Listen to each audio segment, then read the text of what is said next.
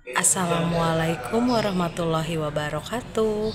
Untuk tema hari ini pembahasannya mengenai perpanjangan IPTM masa kadaluarsa.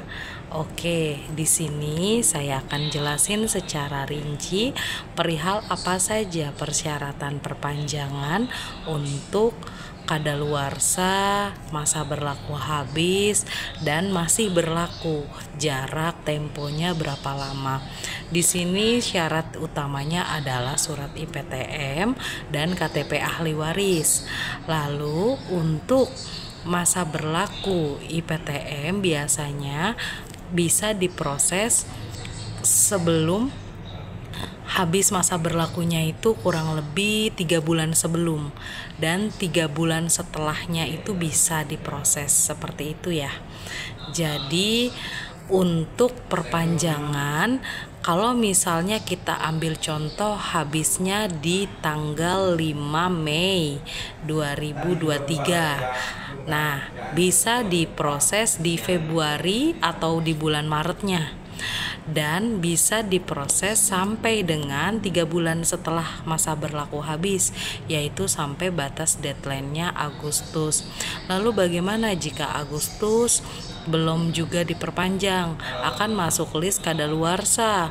Nah, kalau bisa masih di tahun yang sama walaupun bulannya telat, itu akan bisa ditolerir oleh petugas dan tidak masuk list kadaluarsa, yaitu bisa digunakan untuk petak baru gitu ya.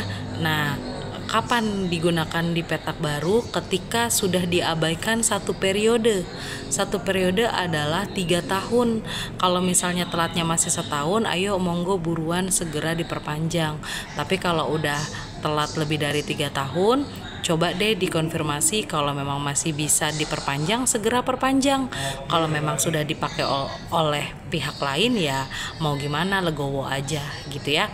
Karena memang batas waktunya 1 tahun, satu periode 3 tahun gitu ya. Kalau 1 tahun masih aman, masih bisa dikonfirmasi lebih lanjut ke TPU-nya. Nah, kenapa sih harus pakai sewa? Karena memang di Jakarta itu tanah minim sekali, jadi semuanya diberlakukan dengan sewa tanah makam sesuai dengan kebijakan dari aturan daerah tersebut gitu ya. Nah, maka dari itu dicek secara berkala, karena dari petugas tidak ada yang mengabari atau mengingatkan bahwasanya masa berlaku habis. Jadi ahli waris harus ingat sendiri, sama seperti SIM. SIM kan juga seperti itu, tidak diingatkan oleh polisi, tidak diingatkan oleh kantor pajak, atau dari satpasnya tidak diingatkan, tapi ahli waris atau wajib pajak itu sendiri yang ingat, seperti itu ya. Jadi persyaratan untuk perpanjang adalah surat IPTM asli dan KTP ahli waris. Nah, datanglah ke kantor TPU, nanti diberikan surat pengantar, proses di kelurahan, baru bayar di Bank DKI.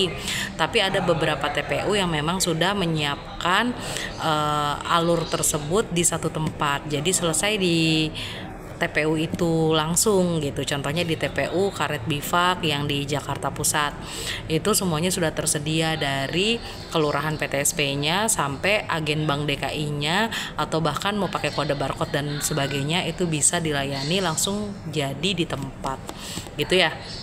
Untuk yang mau tanya-tanya boleh di komen, atau barangkali ada yang belum paham bisa tanya, bisa diskusi lebih lanjut di kolom komentar.